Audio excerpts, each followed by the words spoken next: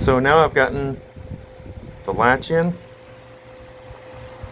and when I close it,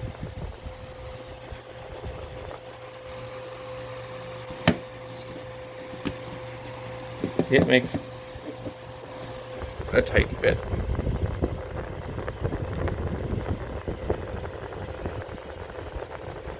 So tight, it's difficult for me to reopen.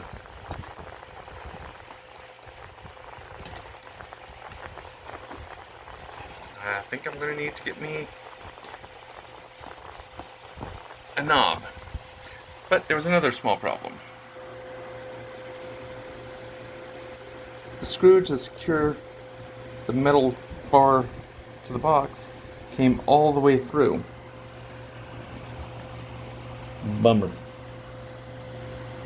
I gotta find a way to hide that somehow. Oh well. Overall, hello. Overall, I'd say I'm fairly happy with the outcome, actually. It could have been so much worse. Thank you.